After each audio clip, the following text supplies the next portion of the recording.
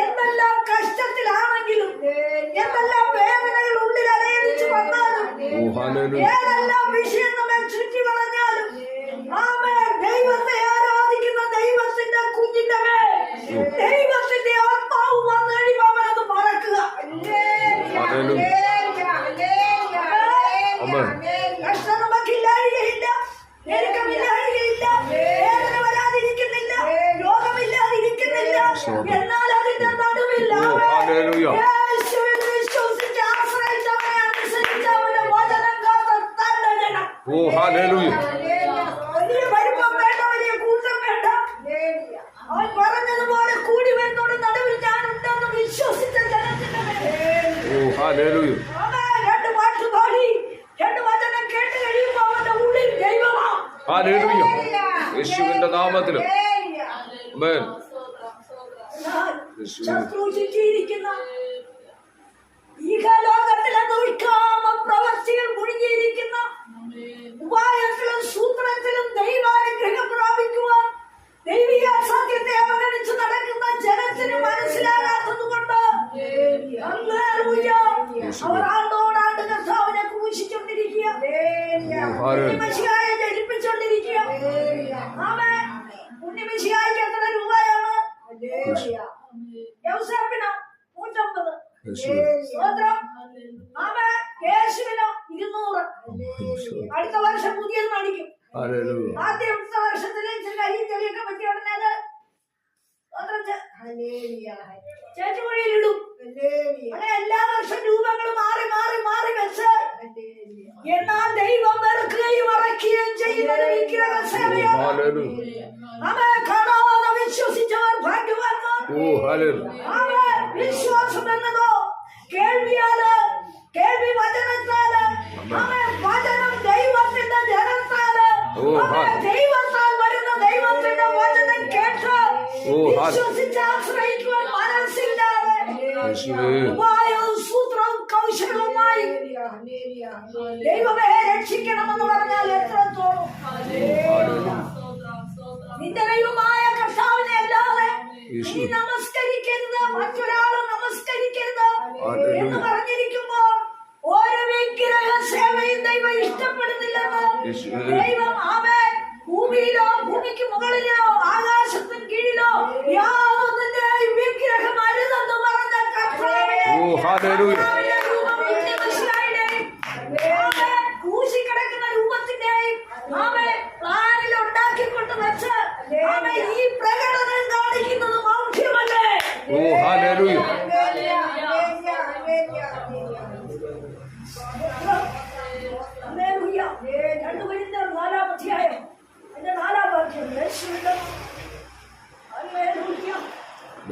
ക്ഷയമെടുക്കട്ടെ. 2 കൊരിന്ത്യർ 4:4 യേശുവിന്റെ ദൈവപ്രതിമയായ ക്രിസ്തുവിന്റെ തേജസ്സുള്ള സുവിശേഷത്തിന്റെ പ്രകാശനം ശോഭിക്കാതിരിക്കാൻ ഈ ലോകത്തിന്റെ ദൈവം അവിശ്വാസികളുടെ മനസ്സ് കുരുടാക്കി. വിശ്വാസിയാണെന്ന് പ്ലാന്, എന്നാൽ ഇവരുടെ ഉള്ളിലിരിപ്പന്ന അവിശ്വാസം മാത്രമല്ല, കുരുട്. കണ്ണുണ്ട് എങ്കിലും കാണുന്നില്ല. എന്താണ് കാണേണ്ടത്? തേജസ്സുള്ള ക്രിസ്തുവിന്റെ സുവിശേഷം. ക്രിസ്തു വന്നത് എന്തിനാ?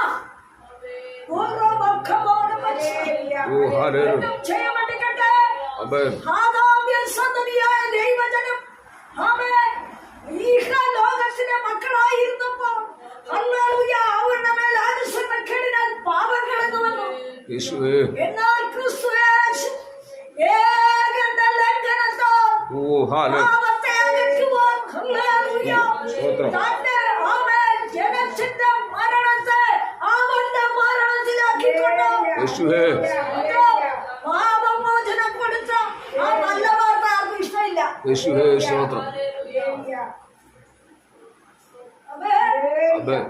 ഇവിടെ പറയാ ദൈവ പ്രതിമയാണ് ക്രിസ്തു എന്ന് പറഞ്ഞ എന്തോ പിതാവിനെ കണ്ടിരിക്കുന്നവർ എന്നെ കണ്ടെന്ന് കർത്താവ് പറഞ്ഞു.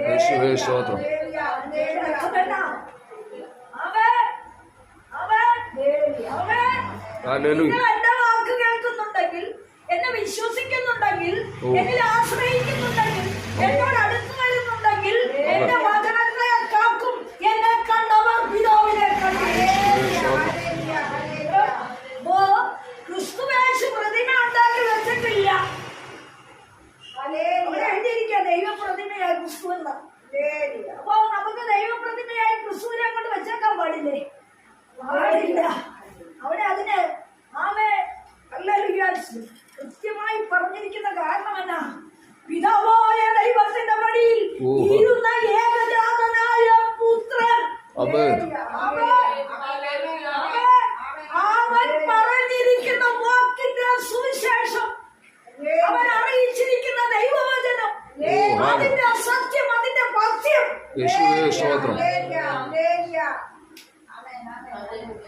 അതെ, അതിനെന്തുണ്ട്? തേജസ്സുണ്ട്. ആദാമ്യ സന്തതിക്കത് ഏതൻ തോട്ടത്തിൽ വെച്ച് നഷ്ടപ്പെട്ടപ്പോ എന്നെയും വിശുദ്ധ പദവിയിൽ കൊണ്ടുവന്ന് തേജസ്കരിച്ച ഉയർപ്പിന്റെ ശക്തിയോ വിഗ്രഹസേവയ്ക്ക് വേണ്ടി മുമ്പിൽ കുമ്പിടുവാനല്ല എന്നെയും ഒരുക്കിയത്. അവന്റെ വചനം കാത്തവനിൽ വിശ്വസിച്ചവനിൽ ആശ്രയിച്ച കാണാതെ വിശ്വസിച്ചവർ ഭാഗ്യവാന്മാർ.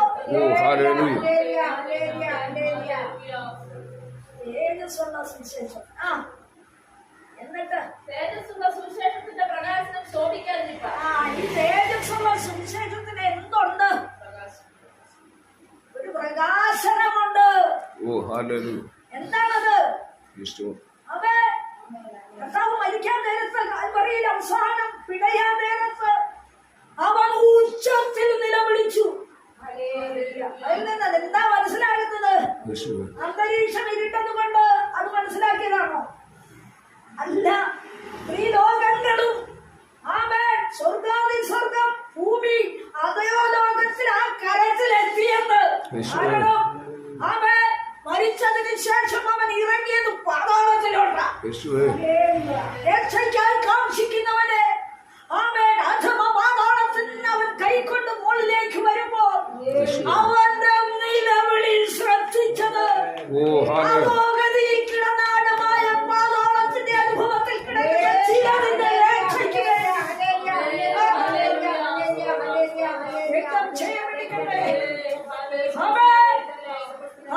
കടന്നു വന്ന് ആക്രോശിക്കുന്ന ഭാഷാൻ കുറ്റന്മാരെ പോലെ ഇറങ്ങി വാ കാണട്ടെ എന്ന് അടയാളം ചോദിച്ചു നിൽക്കുന്നവന്റെ ദൈവത്വത്തെ പരിശോധിക്കുന്നു, ദൈവത്വത്തെ ചൂണ്ടുന്നു, അവന്റെ ക്ഷമയെ ചോദ്യം ചെയ്യുന്നു. ആജ്ഞകളെ കണക്കാക്കാതെ അവന്റെ വചനത്തിൽ വിശ്വസിക്കാതെ തൂക്കിക്കൊന്നാൽ സകലവും തീരുമെന്ന് വിശ്വസിച്ച ഏതിന്റെ ശക്തി ബാധിച്ചു നിൽക്കുമ്പോൾ അന്തരീക്ഷം കാണിച്ചു കൊടുത്തു ഇവർ പരമാർത്ഥമായി ക്രിസ്തു.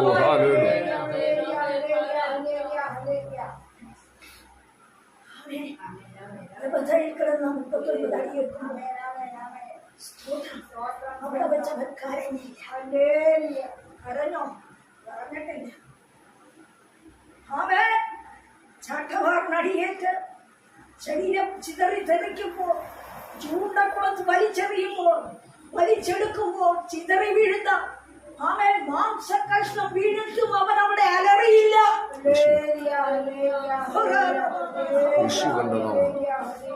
ക്ഷയമെടുക്കട്ടെ എന്ന് പകരം ചിന്തിക്ക. നിന്നെയും എന്നെയും വേദനിപ്പിക്കുന്ന, ശരീരം പറിച്ചെടുക്കുന്ന, വേദനിപ്പിച്ച് ചുറ്റി വളയുന്ന ചാട്ടവാർ അടിയേക്കാൾ നിന്നെയും എന്നെയും നിന്ദിച്ചുകൊണ്ടിരിക്കുന്ന, വാദിച്ചുകൊണ്ടിരിക്കുന്ന, നിന്നെയും എന്നെയും പരാജയം കാണുമ്പോൾ പോരാടി നിൽക്കുന്ന ശത്രുവിനോട് അവന്റെ മുമ്പിൽ നീ കരയല്ല വേണ്ടത്. ഉയർത്തെഴുന്നേൽക്കുന്ന ക്രിസ്തുവുണ്ട്. അവനെ ഞങ്ങൾ സേവിക്കുന്നു.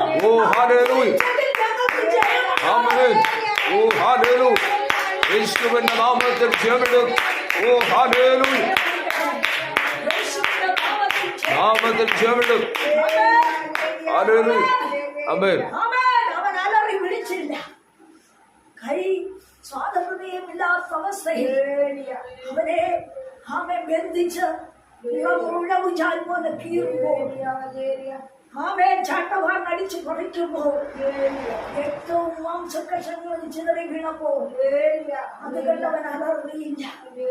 ഇതയോ കാതറി കൂശിൽ ആമേൻ അവസാനത്തുള്ളിച്ചോരയിൽ മൂടിക്കഴിഞ്ഞപ്പോൾ ആമേൻ മനുഷ്യ വർഗത്തിന്റെ പാപമാണല്ലോ ആമേൻ ആമേൻ അന്തരീക്ഷം മനസ്സിലാക്കി കൊടുത്തു. മനുഷ്യ നീ ചെയ്യുന്നത് ദൈവത്തോടാണെന്ന്. ഞാൻ സൃഷ്ടിച്ച ഭൂമണ്ഡലം ഇതാ കറുക്കുന്നത് കണ്ടില്ലേ?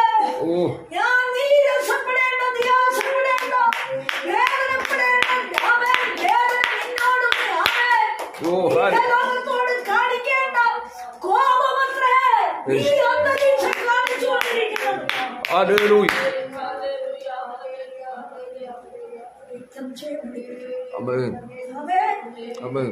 ആകാശം സ്തോത്രം. അതുപോലെ ഇല്ലാത്ത പ്രശ്നങ്ങളെല്ലാം ആകാശത്തിൽ ഉണ്ടായി. എന്തായത് കാരണം? അവയെ ചുറ്റിവളയുന്ന പ്രാണശത്രു ക്രൂശിൽ ആക്രോശിച്ചു നിൽക്കുന്ന അവയെ പടയാളികൾ ഇറങ്ങി വാ, ഞങ്ങൾ കാണട്ടെ ദൈവമെങ്കിൽ ഇറങ്ങി വാ പറയും എതിരാളികൾ. സ്തോത്രം. അവൻ അവർക്ക് ഇതൊന്നും ഭയമല്ല. എന്നാൽ സൃഷ്ടിതാവിന്റെ അവസാനത്തുള്ളി ചോരയുടെ അവൻ സൃഷ്ടിയുടെ ആക്രോശം കണ്ടുകൊണ്ട്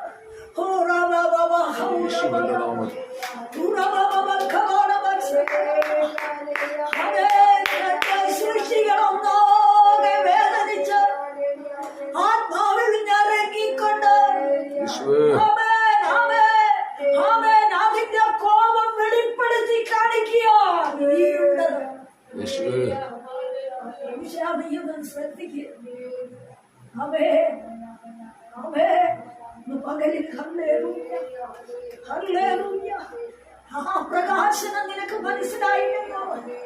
നിന്നോട് കൂടെ നടന്ന അത്ഭുതം കാണിച്ച, നിനക്ക് അപ്പം വിളമ്പിച്ചു, നിന്റെ രോഗം മാറ്റിയ, നിന്റെ കഷ്ടം മാറ്റിയ, നിന്റെ വേദന മാറ്റിയ, നിന്റെ കുടുംബത്തിൽ എണ്ണത്തിൽ കുറയ്ക്കാത്ത, വഴിയിൽ വരേണ്ട അനർത്ഥത്തെ മാറ്റിയ, മഹാവ്യാധിയെ മാറ്റിയ, നിന്നെ അനാഥമാക്കാതിരുന്ന, നിന്റെ ദേശത്ത് കല്ലെറിയിപ്പിക്കാതിരുന്ന, ആഴമായ വ്യഥയിൽ നിന്ന് നിന്നെ പൊക്കിയെടുത്ത മനുഷ്യ, ഇത് എന്തുകൊണ്ട് നിനക്ക് പ്രകാശിച്ചില്ല? വീണ്ടും വീണ്ടും അവനെ ഉപദ്രവിക്കുകയല്ലേ? നേർച്ച കാഴ്ചയിൽ കൂടെ, അധമമായ പ്രവൃത്തിയിൽ കൂടെ, അധമമായ നോയമ്പിൽ കൂടെ ദൈവത്തിന്റെ രക്ഷാവിശ്വാസം വിടുതല, അവന്റെ സുവിശേഷത്തിന്റെ പ്രകാശനം നീ അന്വേഷിക്കാതെ, പൂർണ്ണ ഹൃദയത്തോടെ അവന്റെ മുമ്പിൽ വീഴാതെ, ഉപായത്താൽ അവന്റെ നാമം എടുത്ത് നീ കളിക്കല്ലേ?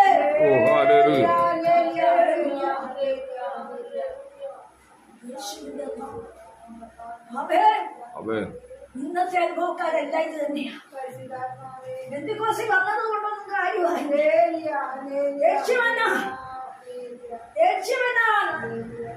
കുടുംബം രക്ഷപ്പെടണം, മക്കൾ പഠിക്കണം, കടങ്ങൾ വീഴണം, കൊട്ടാര സദൃശമായ വീടുണ്ടാക്കണം, വലിയ വലിയ വൻകാര്യം നേടണം. ഈ കാര്യത്തിനൊക്കെ മതി പ്രശ്നമില്ല. തിരിഞ്ഞു നോക്കിക്കേ. ഇലാത്തോസിന്റെ കാര്യം ഇവിടെ മാഷ് പറഞ്ഞല്ലോ. 1 വർഷത്തിനകം അയാൾ കൈ കഴുകിയച്ച് 1 വർഷം കൂടെ ജീവിച്ചുള്ളൂ. അതിനുശേഷം അയാൾ പോയി ആത്മഹത്യ ചെയ്യുന്ന കാര്യം എന്നാ? എന്താ കാര്യം? അയാള് യേശുവിനെ ഒറ്റി കൊടുത്തില്ലായിരുന്നെങ്കിൽ അയാൾക്ക് സ്വർഗം കിട്ടിയല്ലേ. പക്ഷെ യേശുവിനെ ഒറ്റി കൊടുക്കുന്നതുകൊണ്ട് സ്വർഗമില്ല, അഥവാ പാതാളത്തിൽ പോകുന്നു. കാര്യമെന്നാ? സിംഹാസനത്തിന് കുലുക്കം തട്ടുന്നത് കൊണ്ടാണ് യേശുവിനെ ഒറ്റിയത്. കാര്യമാരും പറഞ്ഞു, നീ ആ നീതിമാന്റെ കാര്യത്തിൽ ഇടപെടരുത്. ഇന്ന് പകലിനൊന്ന് ആത്മീയകോണത്തിലേക്ക് സൂക്ഷിച്ച് നോക്കിക്കേ. ധനത്തിന്റെയും മഹാത്മ്യത്തിന്റെയും പദവിയുടെയും ആസമ്മതത്തിന്റെയും ആൾബലത്തിന്റെയും പാരമ്പര്യത്തിന്റെയും നിറഗുണം മണം അനുഭവങ്ങളുടെ പൂർണ്ണതകള് ബലശക്തി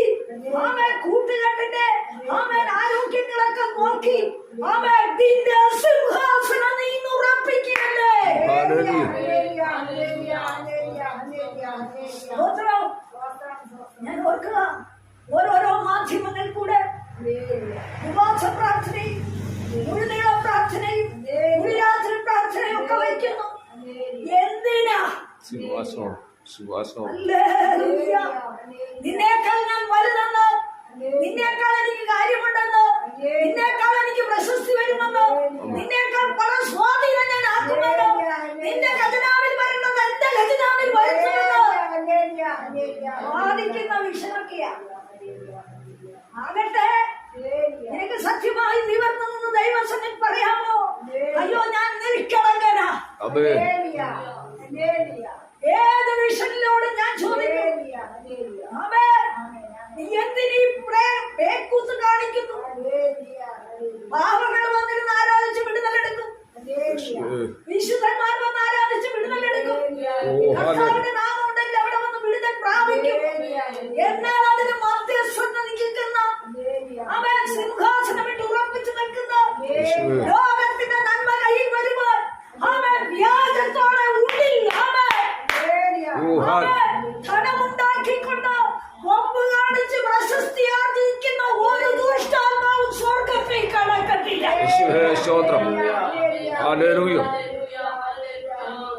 ഇവിടെ കിടന്ന് ഈ കൂതല കാണിക്കുന്നത്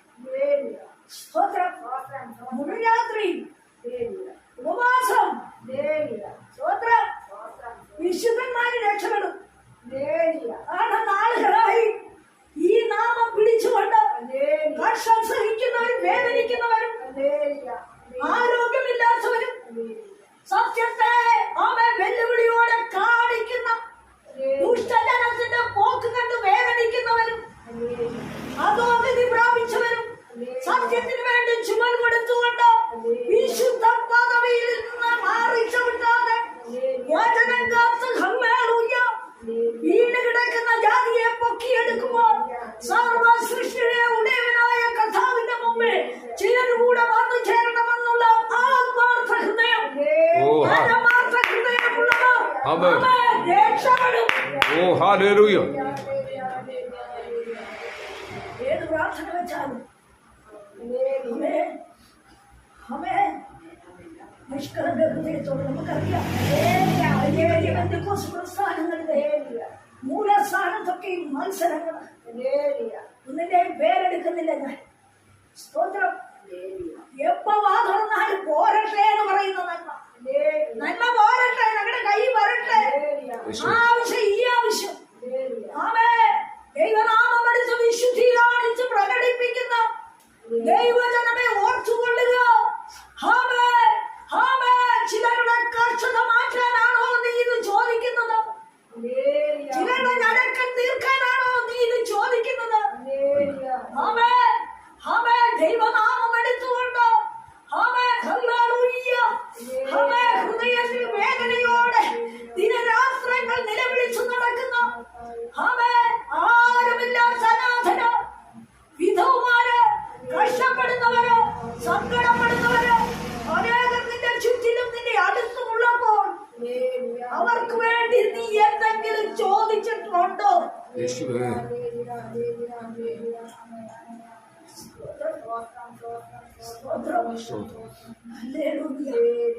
പകലിൽ ആചാരത്തിലല്ല, വലിയ ജനക്കൂട്ടം വന്ന് കൂടിയെന്ന് പറയുന്നതിലല്ല, ഞങ്ങൾ മുഴുരാത്രി പ്രാർത്ഥിക്കുന്നുണ്ടെന്ന് പറഞ്ഞത് കൊണ്ടല്ല, ഞങ്ങൾ 40 ദിവസം 20 ദിവസം ഇടവിടാതെ ഒപ്പന്മാരെ കൂട്ടി പ്രാർത്ഥിക്കുന്നെന്ന് പറയുന്നതിലല്ലെന്ന്.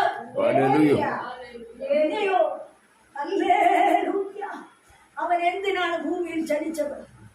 ക്രിസ്തു എന്തിനാണ് ഭൂമിയിൽ വന്നത്?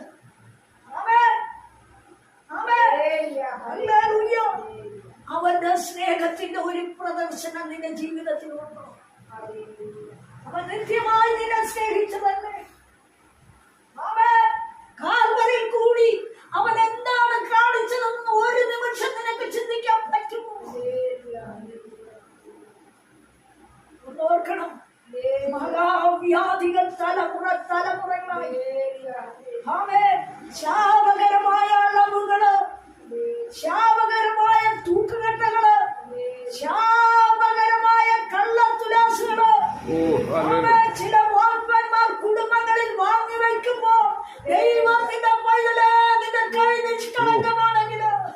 നിന്റെ കൈ ദൈവസ്നേഹം പ്രദർശിപ്പിക്കുന്നതാണെങ്കിൽ യേശുവേ നിന്റെ മനസ്സ് ആർദ്രതയുള്ള എളിയവരെ ആദരിക്കുന്ന മനസ്സാണെങ്കിൽ സ്തോത്രം, ദൈവം നിനക്ക് വേണ്ടി നിൽക്കും.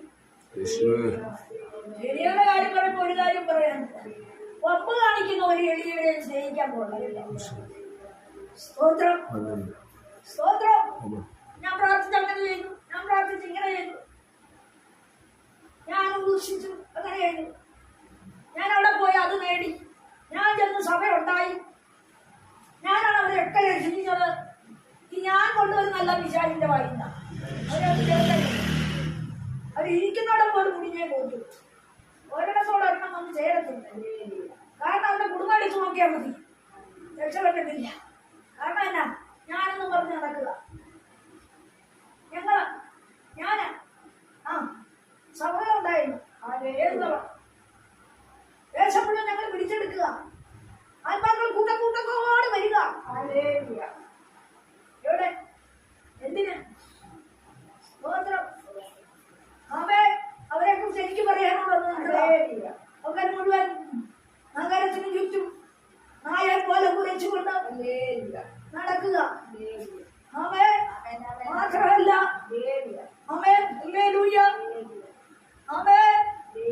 ഈ രക്ഷണവാദികൾ പറയുന്നത് പോലെ ഒരു വ്യക്തിയെ കണ്ടാൽ, ഒരു വ്യക്തിയോട് അടുത്ത് ചെന്നാൽ, ഒരു വ്യക്തിയെ പ്രാർത്ഥിക്കണമേ എന്ന് പറഞ്ഞാൽ ഇവരോട് ഉടനെ കാലദർശനം പറഞ്ഞേക്കും. അത് ലക്ഷണവാദികൾ ചെയ്യുന്ന പണിയാ. നേടിയിട്ടും കിട്ടിയിട്ടും ദൈവം കൊടുത്തെന്നും പറയുന്നതല്ല. അവരുടെ പോക്കറ്റിരിക്കുന്നത് കൈ വരാൻ. സ്തോത്രം. അങ്ങനെയുള്ളവരെ എല്ലാം മാതൃകയാക്കേണ്ടത് ദൈവവചനത്തിന്റെ പത്യോപദേശത്തിൽ, അനുസരണത്തിൽ, വിധേയത്വത്തിൽ, താഴ്മയിൽ അവരെ ദൈവഹിതം അന്വേഷിച്ച് പോകുന്നവരെയാണ് മാതൃക. പ്രകാശനം ശോഭിക്കാതിരിപ്പാൻ എന്ത് ചെയ്യുന്നു? ഈ ലോകത്തിന്റെ ദൈവം അവിശ്വാസികളുടെ മനസ്സ് കുരുടാക്കി. അപ്പൊ ഈ ലോകത്തിലും എന്തുണ്ട്? ദൈവമുണ്ട്. സ്വർഗത്തിലെ ദൈവത്തോട് ഓർക്കുന്നതല്ല ഈ ലോകത്തിന്റെ ദൈവം. ഈ ലോകത്തിന്റെ ദൈവം കാണിക്കുന്നത് എന്തൊക്കെയാ? ലൗകികമുണ്ട്, ആടെ അലങ്കാര വിഷയങ്ങളെല്ലാം ഉണ്ട്, ദൈവഹിതം വിട്ടുള്ള നടത്തിപ്പുണ്ട്, ലോകത്തിലെ സിംഹാസനത്തിൽ ഉറപ്പിക്കണമെന്നുള്ള ചിന്തയുണ്ട്, ലോക കൂട്ടുകെട്ടുണ്ട്, ആരെയും വെറുപ്പിക്കരുത്, ആരോടും ഇടർച്ച ഉണ്ടാക്കരുത്, ആരെയും നമ്മൾ ചേർത്തോടെ അവരോട് ഒന്നും വിശുദ്ധി പറയുകയും ചെയ്യരുത്. ഇത് ഈ ലോകത്തിന്റെ ദൈവത്തിലുള്ളവരാണ് ഇതൊക്കെ ചെയ്യും. അവർക്ക് അവരുടെ ആശയം എന്നാ? ഈ ലോകത്തിലെ ജനം ഇന്ന് പകലിൽ കർത്താവ് പറയുക, ഇവരിലധികം നിനക്ക് എന്നെ സ്നേഹമുണ്ട്. ഞാൻ ക്രൂശിൽ കിടന്നതുപോലെ നീ ക്രൂശിൽ കിടക്കാനല്ല, നീ വഹിക്കുന്ന കഷ്ടവും നഷ്ടവും വേദനയും നിന്നയും ദുരിതവും ദുഃഖവുമാണ് നിന്റെ ക്രൂശ്. നീ പലപ്പോഴായി ഏറ്റെടുത്ത കഷ്ടതയാണ് നിന്റെ ക്രൂശ്. നീ മുങ്ങിത്താഴുന്ന കടഭാരമാണ് നിന്റെ ക്രൂശ്. നിന്നെ അലട്ടിക്കൊണ്ടിരിക്കുന്ന തലമുറയുടെ വിഷയമാണ് നിന്റെ ക്രൂശ്. നിന്നെ ഉദ്ധരിക്കാതെ നിന്നെ ചുറ്റി വളയുന്ന ശാപവും പാപവുമായ ചില രോഗവിഷയം നിന്റെ ക്രൂശാണ്. എന്നാ ഇതിന്റെ നടുവിൽ അവന്റെ സൗഖ്യം നിന്നെ തേടി വരും. ഇതിന്റെ നടുവിൽ എന്റെ കർത്താവ് എന്നെ കൈവിടത്തിൽ നിന്നുള്ള ഉറപ്പ് നിന്നിലുണ്ടെങ്കിൽ അവന്റെ വിടുതൽ നീ അനുഭവിക്കും. കഷ്ടവും നഷ്ടവും സങ്കടവും ശൂന്യതയും വേദനകളും ഭാരങ്ങളും അലട്ടലുകളും നിന്നെ ചുറ്റിയടിച്ച് പലപ്പോഴായി നിന്നെ മുക്കിക്കളയുവാൻ ശ്രമിക്കുന്നതിന്റെ നടുവിൽ അവൻ ഉയർത്തു വരുന്ന ദൈവമാണ്. മകളിൽ പരിശുദ്ധ ആലോചനയായി കൈമാറുന്ന ഒരു വിഷയമുണ്ട്. സത്യജനത്തിന്റെ തെറ്റിപ്പോക്ക് കണ്ട് വിശുദ്ധ ജനത്തിന്റെ ചുവടുവയ്പ് മാറ്റുന്നത് കണ്ട്, വിശുദ്ധ ജനത്തിന്റെ വിശുദ്ധി മാറുന്നത് കണ്ട്, സത്യസഭ പോലും അതിൽ നിന്ന് മാറി നിൽക്കുന്നത് കണ്ട്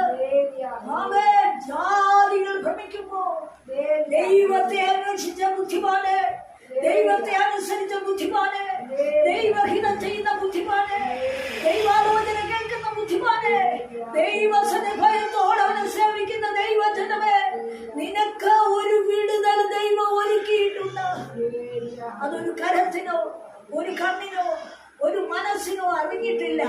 എന്നാൽ ഇന്ന് പകൽക്കാലം അവൻ പറയുന്നു, നിനക്ക് വേണ്ടി അവൻ അത്ഭുതം ചെയ്യുന്ന ദൈവമേ. ഈ വചനത്താൽ ദൈവമായി കർത്താവ്